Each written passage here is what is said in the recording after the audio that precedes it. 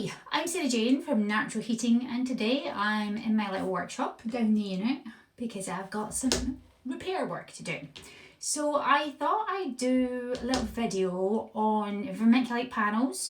Now, vermiculite is the material that lines out our more modern type wood burning multi-fuel stoves these days in most cases. Though sometimes we get ceramic and sometimes still we get cast iron. Now, your lining panels are always classed as a consumable product, and vermiculite in particular is really fragile. Sometimes it breaks, and it will break eventually. Doesn't take much to do it, doesn't take a lot of shock.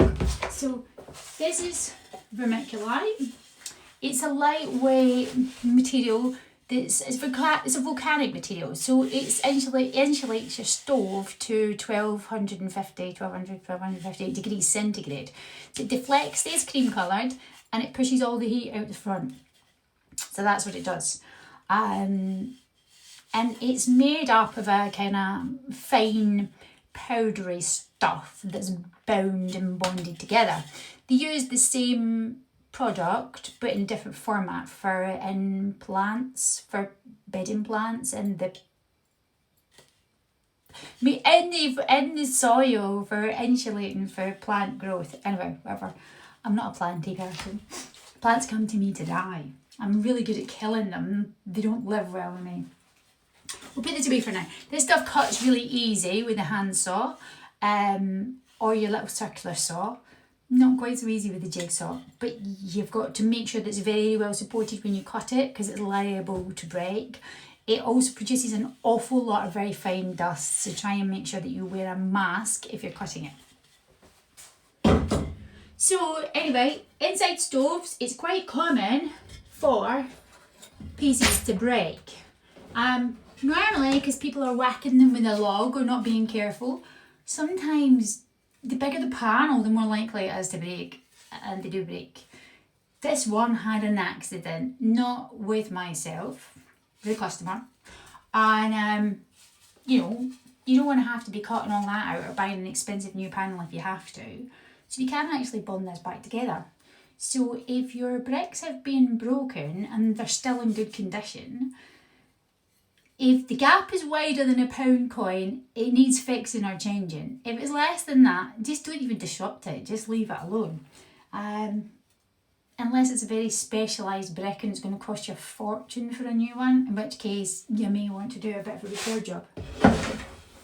Now, this one that I've got here is out of a Wham. And Wham only sell these panels as an entire set. So you can't buy just one piece, the bit that you need. You've got to buy a whole set for the inside. And this one's had 2 or 3 years worth of wear, and it's quite well worn. It wouldn't really do any harm that it's broken in two. But the customer brought it in for me, and I thought, I'll make a template and see if I can make a new one. Because it's a bit quirky. It's not a straightforward one to just cut, and it's not a straightforward thickness. And you'll see in a minute when I turn it over. But I'm going to show you what we can do with it, and how well and how easy we can repair it, and what it looks like once it's done. So let's get on with it. Right, so hopefully this works. So what I've got here is VicCast board adhesive, and it works up to 1350 degrees centigrade, and it comes in a caulking tube. Now, when you first open and cut the end off this tube, sometimes you'll get a spurt of resiny type fluid comes out and it can make a mess. So just watch when you're opening it, because it does separate at the top of this. Now, I've already got one I've opened earlier, so I'm going to put that to the side. And what I have got here, you could also use a piece of silicone coated baking paper, the stuff that nothing sticks to, not just your ordinary grease proof. But nothing sticks too much to silicone. And I've got my rather well-worn baffle. Anyway, this brick is rather well-worn, and as you can see, it's broken into a few pieces, and I'm going to cause as little damage to this as I can. See how good we can get it. You see? There's quite a cavernous hole in there. And a bit powdery stuff, and we don't want the powdery stuff, so let's just tip that in the bin. There we go. Now, you'll also see it's got air cutout pieces in the back. In chamfered edges. You see the chamfered edges? So it's CNC cut. Well, some of these things you CNC cut, other ones are moulded. I believe these ones are moulded. And it's not a straightforward one to just buy and cut out, because I've worked out that it's 30mm thick at its thickest point, plus the extra raised pieces. And I think I can do it. But anyway, for now, we're going to repair this. So, I've got some boarded adhesive that I've opened before, and I've put a cap on it so I can use it again. Because if the air gets in, I'm still here. If the air gets in, then it's going to dry out. And it does go really hard, which is the good thing. And it's nothing like fire cement. So, if you want, you can put these in a tub and work from it with like a spatula in a tub. Righty-ho. So, what we've got here is these two pieces that we want to bond together. And you need to have it between 2 and 3mm thick. Now, it will come off your hands, but it's easier with a wipe. So I usually keep, these are wipes for engineers and people with dirty hands, tradesmen really. So they want it between 2 and 3mm thick, supposedly. And I just like to smear it onto both sides with my fingers. Everybody thinks I've got nail polish because I'm right girly. I'm not. It's to hide the dirt because I can't get it off. I'm always filthy. Always up to no good. Right. So I'm just literally pushing it right into the grain because we want to patch in them holes. And make sure that it sticks. So I'm pushing it well in, you see. And then I'm going to do the same on the other side. Because it's not a lot of thickness. But I want to make sure. Can you see? It's kind of powdery and rub away on the surface. But not too bad. And you just need to make sure that we've got a decent bond. And that it really sticks to that and doesn't come off. Because you kind of get one shot at this. So you can see what I'm doing. I'm not doing anything that takes a lot of work or that it requires a lot of skill level. It doesn't. And you don't need to be too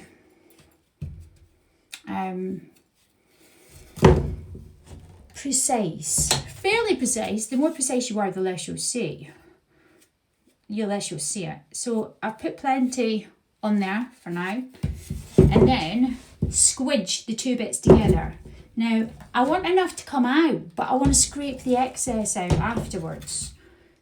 So I want enough to make sure that I bond, and I also want enough to put that piece, if I can, back in.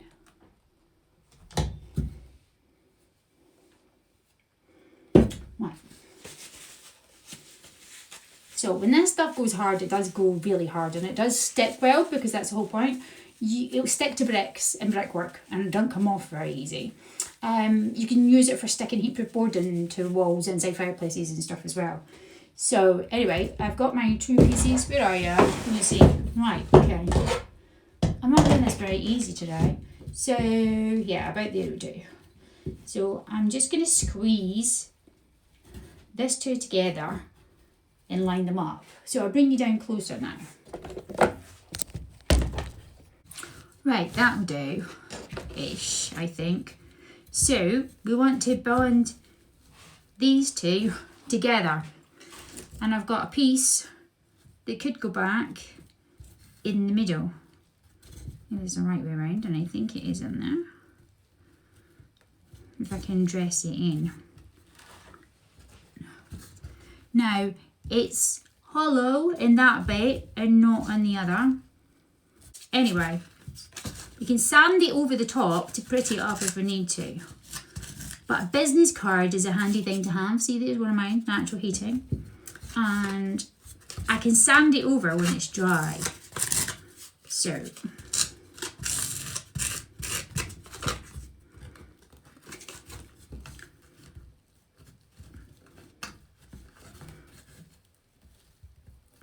Now this bit is unsupported on one side than where it is on the other. So I'll put a bit more of this on here and then dress it in. Whoops. Because this is an awkward one because it's used and it's worn.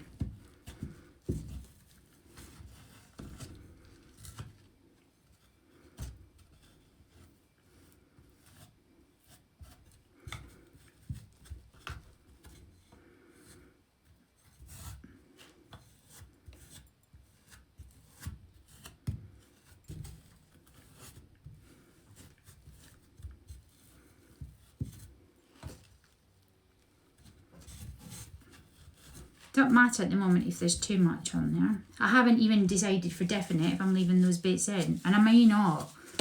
We shall see. So a business card or something flat and hard, a little fine plasterer's trowel if you've got one can work quite nicely, and just swipe the extra off the surface. The other thing it can work quite well is a Stanley knife blade, or if you've got a bigger joint, these little silicone scraper things are quite nice. They're all part of this sort of thing that I use for repairing bricks.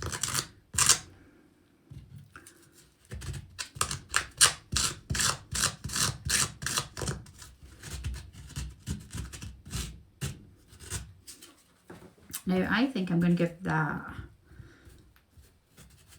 a rub over while it's still wet. So I've got a Stanley knife blade, okay? Now Stanley's knife type blade, you'll be surprised at what you can scrape off for evening these bricks up. See? Brick dust. Because this is really soft and fragile and quite worn. So what I'm going to do is just level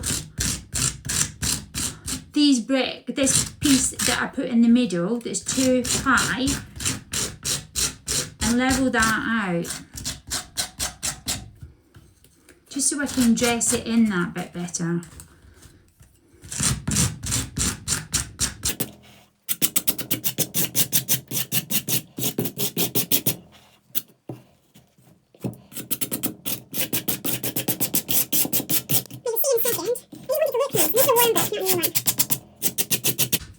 Here's my brush. So just a little hand brush. I'm going to brush that off the surface.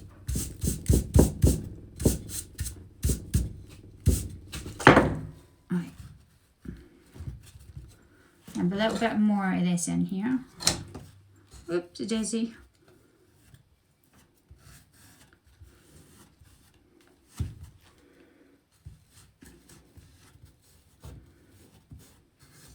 We just want a nice repair if we can get one, but we don't want to really see the board adhesive in it. We'll dry a different colour. It's a little bit more grey. This brick's quite orangey in colour, because the board does change colour with time and depending on what people have been burning in the inside of it.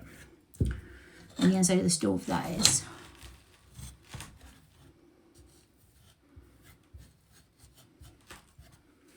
Right, there we go.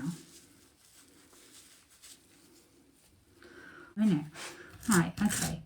So if I scrape that level with the top,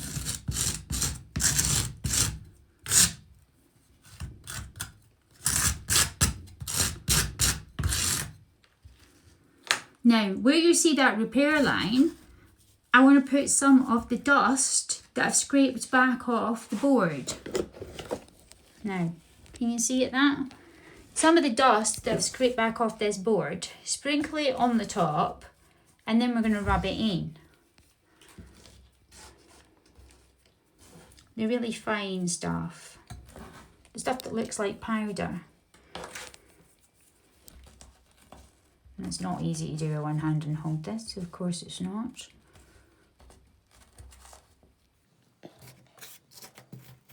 Get the idea in a minute. I'll put it back here. So put that on there and then just give it a rub in the surface. And where I've bonded those bricks back together the same, because that's going to set into our repair. It's kind of a bit like makeup. Not that I've ever been into makeup, but...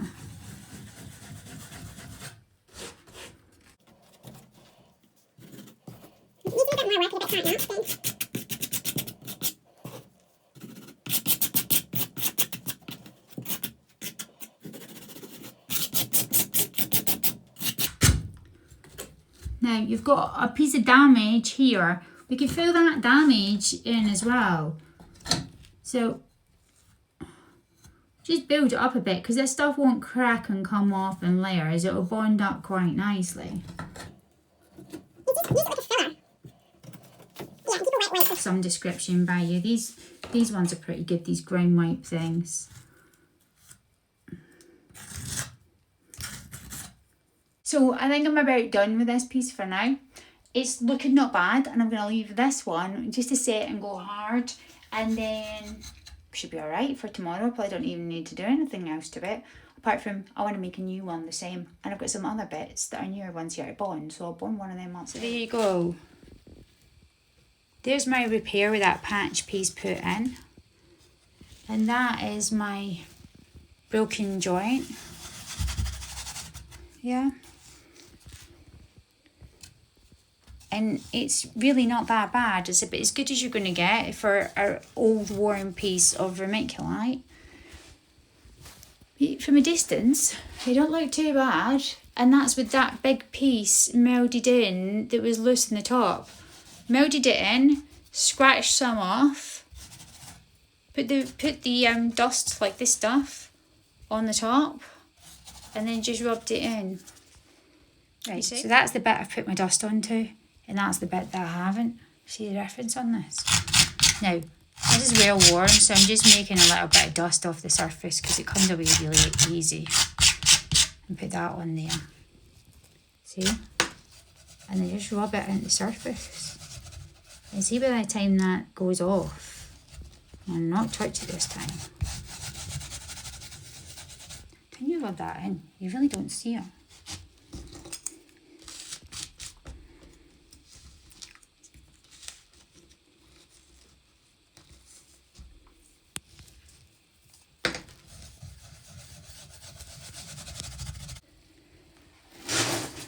But, you know, when that's in and the fire's burning, there's all my repair bit in the middle. But with all this motley bit where it's all worn anyway, you know, this it's decent repair. It's got plenty of life in it yet. You wouldn't really notice that. So I'll just move that one aside and do one of these other ones so you can have another. This one is a brand new panel that's never been used before. And it came out of an Ambition 5. And somebody, we're not going to say who, had an accident with it and managed to knock it over. It wasn't me. It wasn't even anybody from us. It wasn't anything to do with us. You don't even really see it when it's done. You won't see it at all. This bit that's at the bottom is down inside the firebox, and it'll all mend just fine. And it beats buying some new expensive parts. If you have an accident, you can get round it. So I'd rather help than sell somebody new stuff that they don't need. So let's just bond this bit then, huh? Okie doke. So let's bond this bit, a bit more of this stuff. And see, this particular canister has been open for, I don't know, 2 or 3 months. I haven't used that much of it, because as long as you seal it off right, it'll keep. I'm just going to do the same again with this and rub it well into the silicone. The silicone, move it, rub it well into the vermiculite, because we don't want to see too much of a joint, and I'm going to do both sides. And then scrape the excess off into the inside of the stove. And this part is the front, so we don't really mind too much about the back.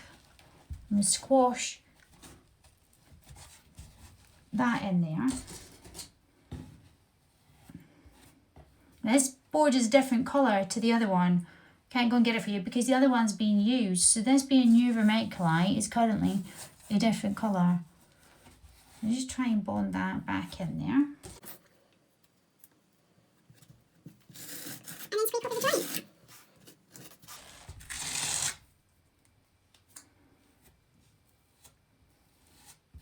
Now I've seen people do this before and it looks really messy when that dries. So just a business card or a Stanley knife over the surface, it'll take that off and you don't see so much.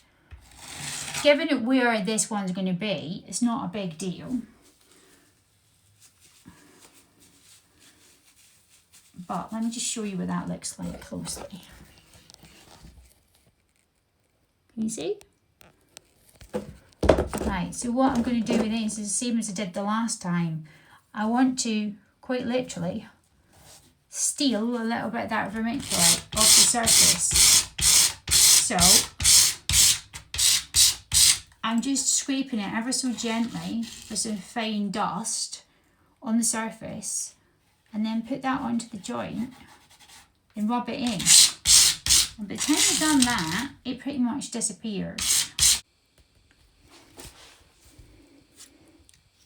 And that's not dry. That will dry off, and it will dry off a bit better and a bit better colour. You're not going to totally not see it, but it looks brighter than what you think it is. I'm going to leave them to go off, and I think it's time I go home because it's been very late home every night this week. And given I say I shut the shop at 12:30, but I'm still here at 7 o'clock at night working, I think it's time I have a few hours downtime, don't you? Anyway, I'm going to leave these here. I'm going to try and not come in tomorrow because I try and take a Sunday off, and I'll have a look at them again on Monday, but they'll be done for then. And here's the one that I bonded the first time.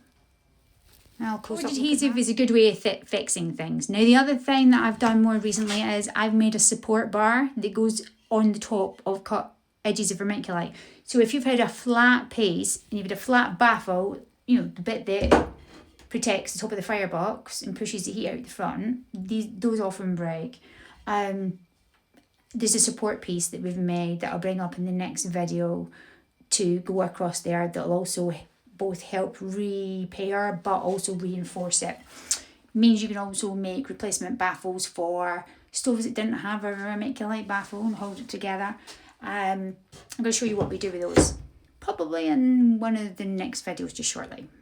Anyway, have a good weekend and we'll see you soon. Thanks for watching. Hope you found it helpful. Maybe you'll go yourself. We keep this board adhesive in our web shop, so you can buy that online. You can also buy it in the shop if you come in. Now listen, can you hear it? You can hear the sloshing of the resiny type stuff that's in it at the top. So it is going to squirt out when you open that tube. So be sure and have some kitchen roll or something by you, because the minute you cut the end of this, it's going to and make a mess. So be ready to catch it because it will come out. They all do that on these ones. Doesn't seem to cause an issue with it. I'm just going to seal up my open tube so that I can use it another day. I have also in the past put it in a plastic tub in case you want to scoop it out with your fingers. It only comes in these caulking gun tubes. If you do that, put it in something that's got a screw-on cap lid. Like the ladies out there may have some hair mask or something like that. So one of those empty tubs, and then piece of cling film on top of that to keep the air out. And it'll keep like that for ages. As long as you keep the air out, it'll keep like that for ages. So, yeah. And if it dries out a wee bit too much, you can actually get away with, because I've done it before, put a wee bit of water in it and mix it up. Not a lot, just a little bit. It keeps that seems to do okay like that too, because I've done it before. Anyway, this time I'm off. Night-night. Right, here's that vermiculite brick. There's the customers. It's all been broken and repaired, and I'm just about to put that out on my collection bay for them to pick up. And when you actually see it, it's not a bad job, given it was a scruffy broken brick anyway. It's pretty solid. He's going to get plenty extra life out of that. So it was worth doing, and for expensive parts, it's so it was worth doing, and that's all there ready for him picking up when he wants to pick it up. And it meant that he's got his fire up and running again. Probably get another couple of years out of that before he needs any other panel parts. So nice little save for not a lot of money. Anyway, part 2 of the Vermiculite series will be coming soon. So give us a follow and a like, and you never know, might help you on the next video. We'll be hand carving next time.